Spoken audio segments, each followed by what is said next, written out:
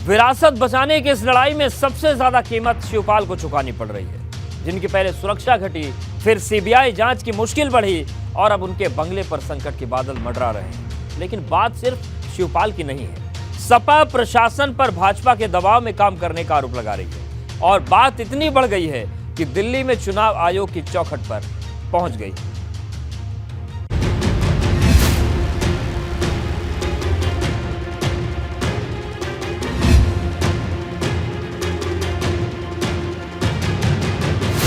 शिवपाल को लगा तीसरा झटका, अब बंगले पर संकट मंडराया।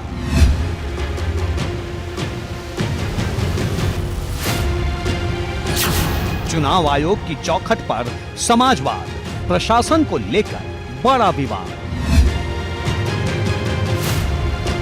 अनियमितताएं मैनपुरी और इटावा के अधिकारी कर रहे हैं। पुलिस या जिला प्रशासन उनकी शिकायत की है। जब से शिवपाल बहू डिंपल के समर्थन में आए हैं, उनकी मुश्किलें लगातार बढ़ती जा रही हैं, क्योंकि पहले उनकी सुरक्षा घटी, फिर सीबीआई जांच की मुश्किल बढ़ी और अब उनके सरकारी बंगले पर भी संकट के बादल मंडराने लगे हैं। आरोप है कि जो सरकारी बंगला विधायक के रूप में उन्हें आवंटित किया गया, वहां प्रसपा का कार्यालय चल रहा है, वो नियम के खिलाफ है। और अगर ये आरोप साबित हुए तो जैसे उनकी सुरक्षा घटी, वैसे ही उनसे बंगला भी छिन जाएगा। भारतीय जनता पार्टी अब पूरी तरीके से मैनपुरी चुनाव को देखते हुए, चुनावी हार को देखते हुए डरी हुई है, सहमी हुई है और कहीं ना कहीं अब उनको निराशा है। तो इस तरीके की कार्रवाइयाँ करने पे वो लोग उतारू हैं। हालांकि ये बंगला माननीय श्री शिवपाल सिंह यादव जी को सबसे वरिष्ठतम विधायक होने के नाते मिला हुआ है और ये कोर्ट में भी तमाम जिक्र है इसके। तो अब देखिए आगे जो भी होगा, हम लोग तैयार हैं। सरकार परेशान है और उनसे नाराज भी है। कभी वो सरकार के पक्ष में बोलते थे, लेकिन परिवार के एकजुट होने के बाद अब सरकार उनको एक के बाद एक निशाने पर ले रही है। पहले उनकी सुरक्षा जेड कैटेगरी से घटाकर वाई कैटेगरी की गई। इसके बाद रिवर फ्रंट घोटाले में शिवपाल सिंह यादव की जांच के संकेत दिए और अब शिवपाल सिंह यादव का ये आवास, जहां पर उनका प्रगतिशील समाजवादी पार्टी का दफ्तर है, उस आवास के आवंटन को निरस्त करने की तैयारी कर रही है सरकार। अब बड़ा सवाल ये है कि बीते 3 दिनों में जिस तरह से शिवपाल की सुरक्षा घटी, फिर सीबीआई जांच को हरी झंडी मिली और अब बंगले पर संकट आया, तो क्या ये सोची समझी रणनीति का हिस्सा है? क्योंकि जिस कार्रवाई को भाजपा जायज बता रही है, सपा उसे सोची समझी साजिश बता रही है। और सपा विधायक पल्लवी पटेल ने तो यहाँ तक कह दिया कि सरकार कहीं शिवपाल को आतंकवादी न घोषित कर दे। ये भारतीय जनता पार्टी की सरकार है। रिवर फ्रंट का केस खोल देना, सिक्योरिटी कम कर देना या कार्यालय वापस लेना, ये बहुत छोटी चीज़ें हैं और मुझे तो डर है कहीं आतंकवादी ना घोषित कर दें। तो भारतीय जनता पार्टी की सरकार में कुछ भी संभव है। कहता हूँ श्री अखिलेश यादव जी डर क्यों रहे? क्या सोचते हैं जांच की आंच उनके पास भी पहुंचने वाली है क्या? उन्होंने भी कुछ इसमें गड़बड़ किया है क्या? ये सरकार का काम नहीं होता है। ये अगर कोई दोष होगा, कोई गड़बड़ी किए होंगे, भ्रष्टाचार किए होंगे, चाहे चाचा किए हों चाहे भतीजे किए हों, तो जांच के जो दोषी होंगे उनके खिलाफ नियमानुसार कार्रवाई होगी। ये विभिन्न एजेंसियां इसके लिए काम करती हैं और वो बता पाएंगे क्या स्थिति है। हमारे पास अभी इस प्रकार की कोई पत्रावली नहीं है, लेकिन इसमें जो सुरक्षा एजेंसियां हैं, जो जांच एजेंसियां हैं, वो अच्छी बेहतर बता सकती हैं। लेकिन इस मुश्किल वक्त में पूरा समाजवादी कुनबा शिवपाल की ढाल बनकर खड़ा नजर आ रहा है। कैबिनेट का एक एक फैसला रिवर फ्रंट के लिए लिया गया है और अगर कैबिनेट के फैसले को सीबीआई, ईडी और सरकार नहीं मानेगी तो ये याद रखें भारतीय जनता पार्टी के लोग, दिन किसी के एक जैसे नहीं रहते हैं। आपकी भी जांचें होंगी, आपके लोग भी फंसेंगे। जानते हो बाबा उत्तर प्रदेश के मुख्यमंत्री हैं और जब मुख्यमंत्री हैं दूसरी बार मुख्यमंत्री हो गए तो मन चाहे कह सकते कहते हैं, दिमाग फिर जाता है लोगों का। सत्ता जो आदमी को भ्रष्ट बना देती है और परम पूरी सत्ता जब हो जाए, दोबारा हो गए ना, तो पूरी तरह से भ्रष्ट बना देती है। अब बात सिर्फ शिवपाल की नहीं है, एक सवाल प्रशासन का भी है। समाजवादी पार्टी आरोप लगा रही है कि प्रशासन भाजपा के दबाव में काम कर रहा है और शिवपाल ने तो यहाँ तक कह दिया है कि उनका मुकाबला भाजपा से नहीं, भाजपा के प्रशासन से है। अगर बचाने गए मिलके झगड़ा कराएंगे उनका कुछ नहीं होगा। आपके लोगों ने गुंडाई की है, बंद हो जाए, इसलिए सावधान रहना।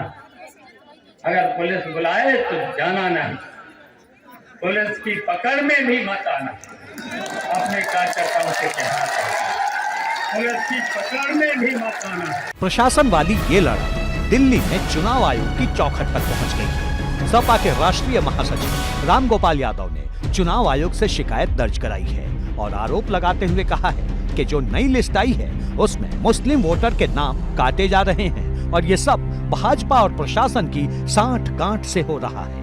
तमाम अनियमितताएं मैनपुरी और इटावा के अधिकारी कर रहे हैं, पुलिस या जिला प्रशासन की। उनकी शिकायत की है सबूतों के साथ और तथ्यों के साथ, और मांग की है कि ऐसे लोगों के खिलाफ चुनाव आयोग कार्रवाई करे। उत्तर प्रदेश में उपचुनाव हो रहे हैं, ऐसे में समाजवादी पार्टी लगातार सरकार पर और प्रशासन पर आरोप लगा रही है कि निष्पक्ष चुनाव नहीं कराना चाहते हैं। और यही कारण है कि आज समाजवादी पार्टी के राष्ट्रीय महासचिव प्रोफेसर रामगोपाल यादव केंद्रीय निर्वाचन आयोग पहुंचे, जहां पर उन्होंने साफ तौर पर कहा कि मैनपुरी के जो तमाम सारे जिलाधिकारी हैं, अधिकारी हैं और इसके अलावा पुलिस कप्तान हैं, वो सब निष्पक्ष चुनाव नहीं करवाना चाहते हैं और सरकार के साथ मिलकर भारतीय जनता पार्टी को सहयोग कर रहे हैं। और इसकी उन्होंने प्रामाणिकता के साथ सबूत भी दिए हैं चुनाव आयोग को, ऐसा प्रोफेसर रामगोपाल यादव का कहना था। अब चुनाव आयोग समाजवादी पार्टी की शिकायत पर गौर करता है या नहीं, लेकिन एक बात तो बिल्कुल साफ है कि मैनपुरी का उपचुनाव युद्ध के मैदान में तब्दील हो चुका है, जिसे भाजपा और सपा हर हाल में हर कीमत पर जीतना चाहती है। एबीपी गंगा के लिए ब्यूरो रिपोर्ट। और अब बात आजम खान की। आजम खान के आंसू जो अंगारे बन गए हैं, क्योंकि अपना गढ़ बचाने के लिए आजम खान तूफानी प्रचार कर रहे हैं। वो कभी इमोशनल अपील कर रहे हैं तो कभी गुजरे जमाने की याद दिला रहे हैं। लेकिन अब आजम खान के एक बयान ने नया विवाद गहरा दिया। आरोप है कि आजम ने प्रचार के दौरान एक बयान दिया जिसमें उन्होंने कहा कि अगर पिछली 4 सरकारों में हमने तुम्हारे साथ ऐसा किया होता तो बच्चा माँ के पेट से पैदा होने से पहले ये बाहर पूछता कि बाहर निकलना भी है या नहीं। अब आजम इस बयान पर भाजपा हमलावर है।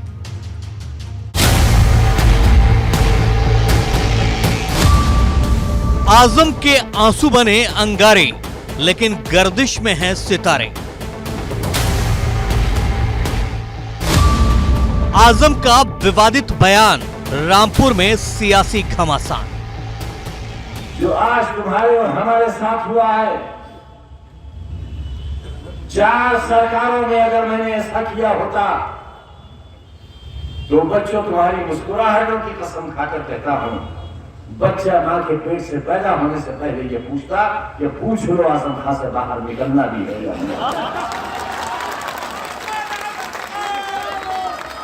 दरअसल वो इस प्रकार की बयानबाजी कर रहे हैं, मैं इसको केवल फ्रस्ट्रेशन के कारण कह सकता हूँ।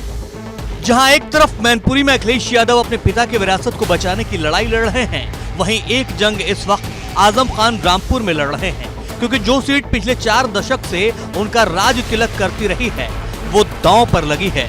और अब इस सीट को बचाने के लिए आजम खान चुनावी जनसभाओं के जरिए जान फूंकने में लगे हैं। वो कभी इमोशनल करके लोगों से वोट अपील कर रहे हैं तो कभी गुजरे जमाने की याद दिला रहे हैं।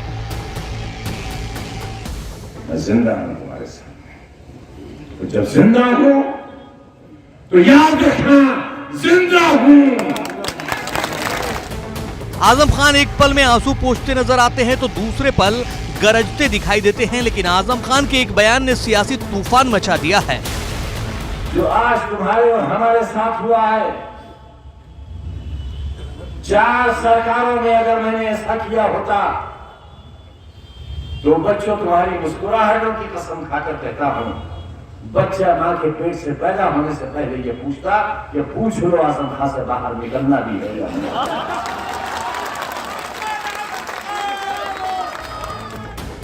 भाजपा ने आजम खान के इस बयान पर मोर्चा खोल दिया है। कोई इसे आजम की फ्रस्ट्रेशन बता रहा है तो कोई इसे हार का डर बता रहा है। दरअसल वो इस प्रकार की बयानबाजी कर रहे हैं, मैं इसको केवल फ्रस्ट्रेशन के कारण कह सकता हूं। और जब सत्ता छिनती है तो ऐसा ही लोगों को लगता है। भारतीय जनता पार्टी शुचिता के साथ निष्पक्ष भावना से जनता के बीच में काम कर रही है। आजम खान का बीती रात का जो बयान था कि अगर पिछली 4 सरकारों में हमने वो जुल्म और ज़्यादती की होती जो हम पर हो रही है, तो बच्चा माँ के पेट में पैदा होने से पहले ये पूछता कि आज़म खान से पूछ लो बाहर आना है कि नहीं। आज़म खान का ये विवादित बयान वायरल हो चुका है और रामपुर की चुनावी माहौल में राजनीति गर्मा गई है। लेकिन बड़ा सवाल ये है कि आजम खान जिस तरह से अपना गढ़ बचाने के लिए अपने आंसुओं को हथियार बना रहे हैं, क्या उससे रामपुर का मिजाज बदलेगा?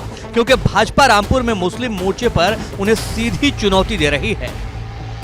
रामपुर में 10 बार आजम खान जिस सीट पर विधायक रहे हैं, इस बार समाजवादी पार्टी ने आसिम राजा को चुनाव मैदान में उतारा है और आजम खान अपनी सियासी सल्तनत को बचाने के लिए आंसू बहा रहे हैं। तो देखना ये होगा कि क्या आजम खान के ये आंसू समाजवादी पार्टी के किले को बचाने में कामयाब होते हैं या नहीं।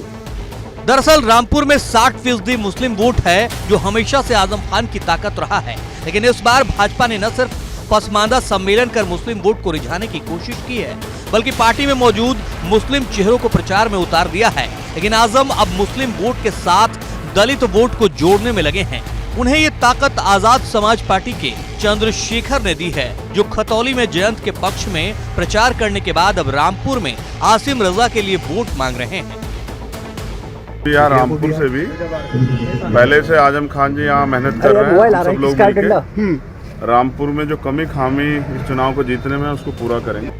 मतलब एकदम साफ है, जैसे जैसे चुनाव की तारीख नजदीक आ रही है, रामपुर की लड़ाई दिलचस्प होती जा रही है, क्योंकि एक बाजी आजम पहले ही भाजपा के हाथों हार चुके हैं और अब हार का हिसाब पूरा करने का आजम के पास आखिरी मौका है।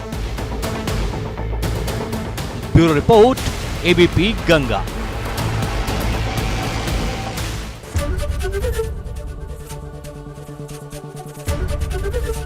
एबीपी गंगा, खबर आपकी, जुबान आपकी।